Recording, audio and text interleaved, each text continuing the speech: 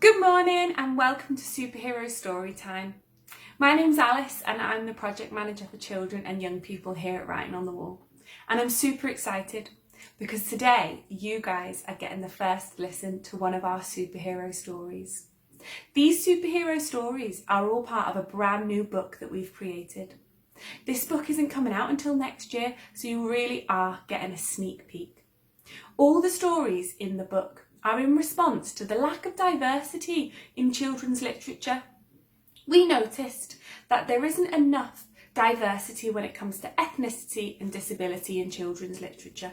So we wanted to create a book that would combat that, where all of the characters are young people and they're all superheroes.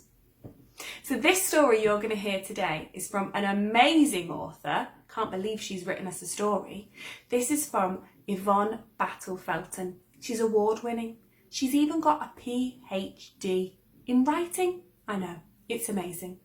And this story today is called The Day I Defeated Penelope Sneld. And the story has a bit of a twist in it. So I'm wondering, maybe after you've listened to the fantastic story, you might want to write a story with a twist where something unexpected happens. Right, sit back, relax and enjoy The Day I Defeated Penelope Sneld.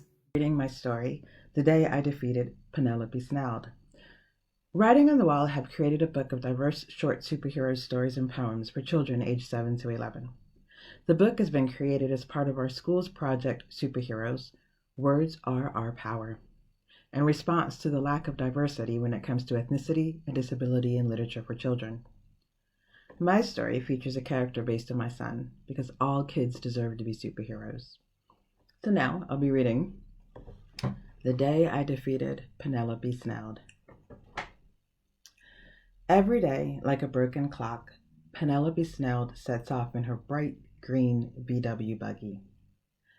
She creeps down Booker Lane, passing house after sleeping house until finally reaching the Way. The Way is a big deal. It's the one-way street that runs from one end of town to the other. It's 5 minutes from Penelope's house. It's a small town. I could walk from her house to the center of town in 10 minutes. Penelope arrives 25 minutes later. By the time she makes it to the red light, it's always red. It's just about 30 minutes later.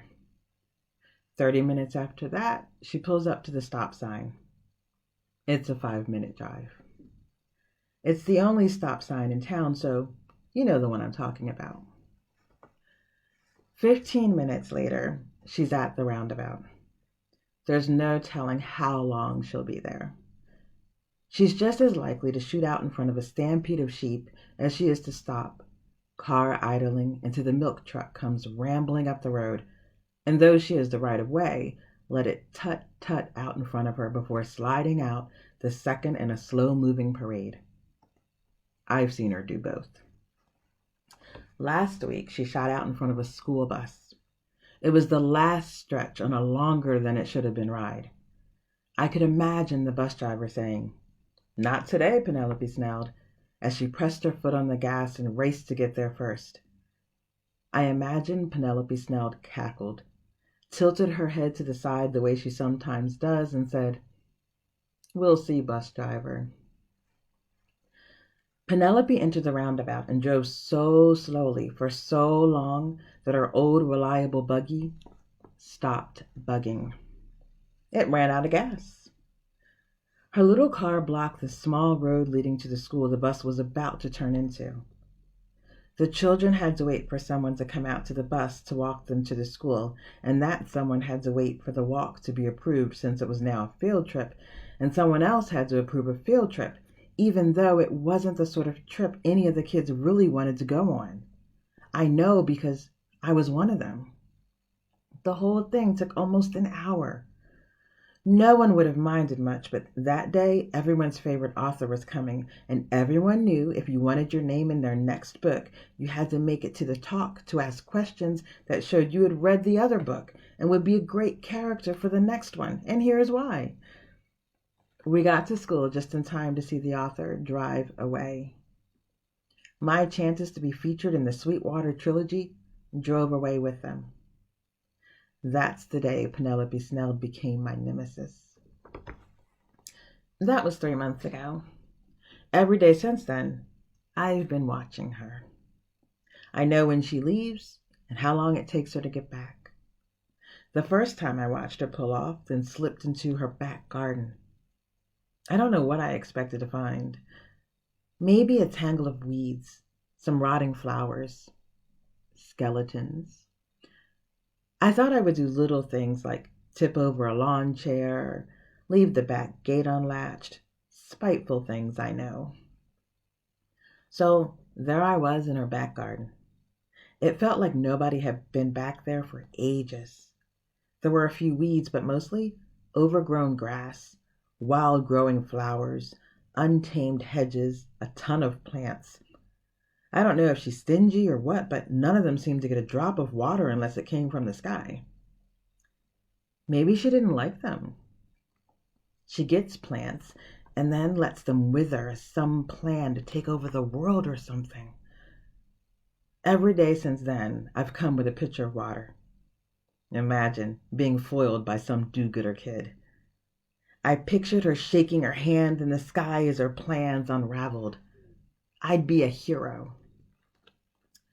My mission was to keep that garden alive and to save the world. I started with watering the plants. They spruced up right away like they were saying, "Thank you for saving us." To show them I speak plant, I trimmed the grass, then the hedges, pulled weeds, replanted seeds, potted bulbs. If anyone wondered where I was going, they didn't ask. They wouldn't have believed me. No one really seems to talk to Penelope Sneld. The whole time I've been sneaking into her garden, no one has stopped by for a visit. The phone hasn't rung. No packages have arrived. It's like the whole world has forgotten her. Or like this is her villain hideout and I'm the only one in the whole world who knows where it is. I'm knee-deep in dirt when I hear footsteps. I must have been talking to the plants. They like that.